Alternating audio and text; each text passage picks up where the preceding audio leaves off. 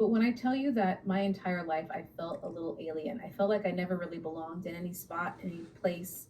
I just, I felt like I was born and not given a manual on how to human. When I was in Costa Rica, I was on a boat, a catamaran, taking a little tour, and being out in the water, looking up into the sky, and then out, all around me. Why I get triggered. Thank God for the commercial, because you know what? That probably would have set me off completely. It did set me off. I remember how I felt in Costa Rica. And it was amazing. So I guess it's, this is my intro. This is my soft reset episode 4 of dealing with burnout, cPTSD, and we're just going to go ahead and add it in, ADHD, because that is a new factor in my life, semi-new, that I am dealing with and having the hardest time accepting. This has been, and probably will continue to be, the hardest thing I've ever had to live with in my life. I'm really glad to see that I was at a good place for a good amount of time. So I wanted to keep this as my journal entry. How's it going? Well, so far, today is January 6th, and it's going. This is going to be a constant roller coaster, isn't it? Like you have your highs and your lows, and you will continue having your highs and your lows. One thing I do want to make clear is that when I received my complex PTSD diagnosis, that went hand in hand with ADHD.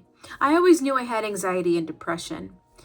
The ADHD part, I always suspected. And, for those of us who feel like we have neurodivergent brains, or have, and we go on social media, we see videos, we're like, oh yeah, that's totally me. And you sort of self-diagnose yourself into having a specific condition, disorder, whatever. There's a weird fine line that I'm teetering. I just, I don't know where I fall on that spectrum yet as far as how I feel it should be labeled. But anyway, you start to self-diagnose. And I went to my therapist and I, was telling her, I have ADHD. I am convinced, and And when she finally gave me the cPTSD, and then eventually in a couple sessions later says, well, because I have ADHD, it was hard. I looked at her and I was like, wait, so what is it? So what do I have? Do I have complex PTSD or do I have ADHD? And she was like, both. Yes.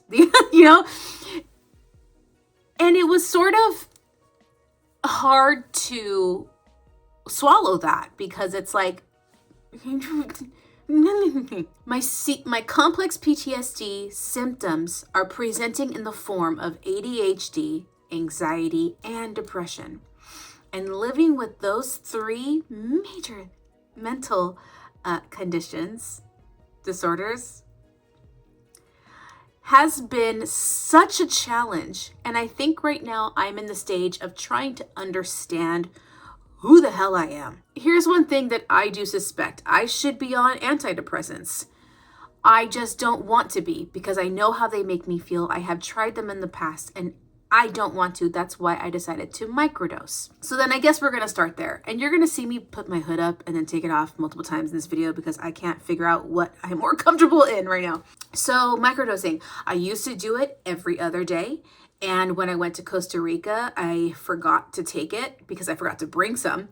And no, I had it. I just forgot to take it because I was having such a good time and I was having such a just relaxing moment finally, that I realized, oh, maybe I don't need to microdose much anymore. So what I ended up doing for the last few months of me not being on YouTube is that I switched my dosage from being every other day to once a week. Hoodie up. So come December, I'm feeling like a shell of a person. Like I was starting to feel like I was regressing back to the person I was before I was even microdosing to begin with. And that person lives in darkness, and I don't like that side of me. I don't like the way my brain just does everything. It still does, but it does it in such a negative way, and it's so hard to come out of. Starting this January, I'm taking the microdosing twice a week, and I'll keep you updated as to how that's going. All I know is that once a week is just not enough for me. I'm gonna do it according to how I feel. I feel like the one thing about therapy and EMDR is that I've been more in tune with my emotions and my energy levels, that it's helping me see a little bit more clearer about like every little thing that's going on in my body, you know? So I'm just gonna go based off of this, if that makes sense. Settling into my ADHD has been such an oxymoronic experience for me. And I say that because I went into therapy waving the ADHD flag, like, diagnose me. And then getting the diagnosis, I don't know what it is that I want to hear that will finally let me accept it. And that has been such a strange experience for me. I don't know why I had such a hard time accepting it.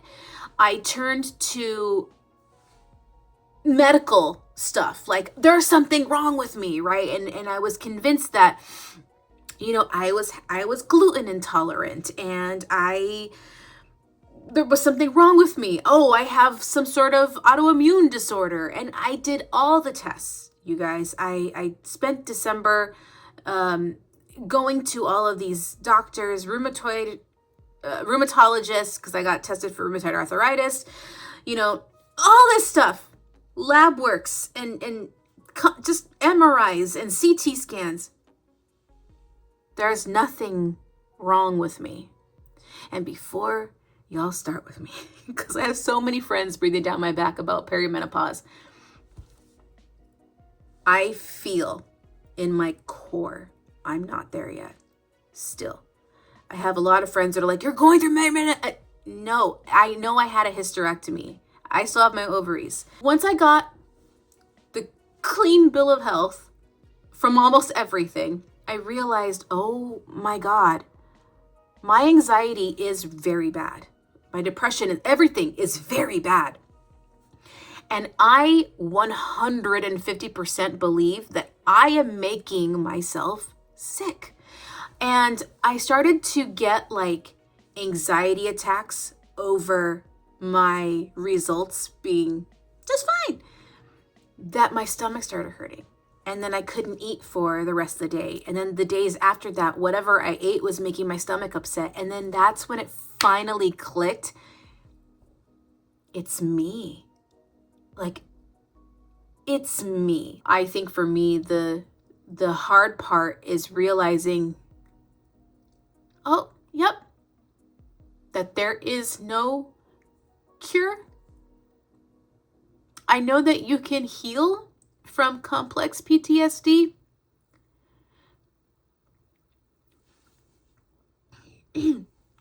But knowing that I will never be neurotypical, that is a hard fact to come to terms with. I've spent my entire life masking and trying my best to be neurotypical.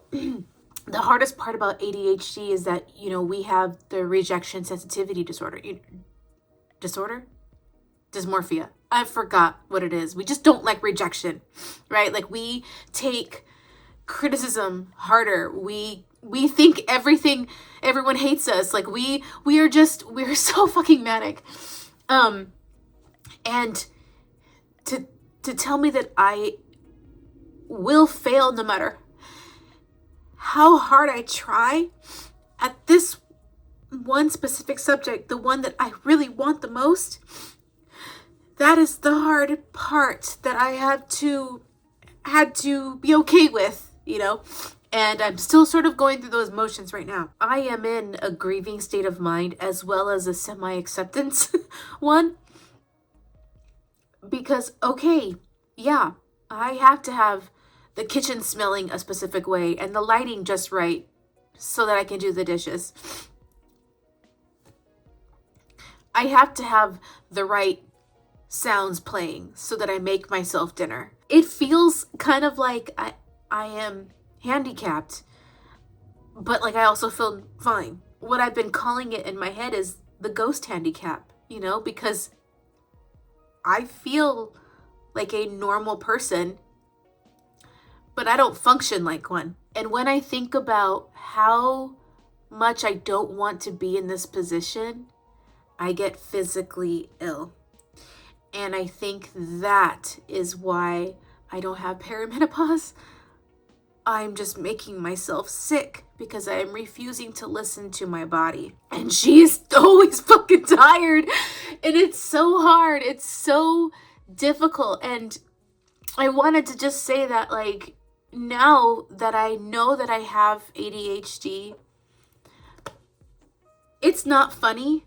It's not cute. It's not trendy to have it. And the dehydration is also taking its toll.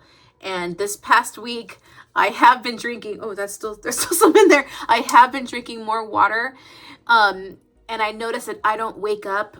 I was also afraid because I was waking up like this. My hands were curled into itself, and I would wake up like this, gripping my hair.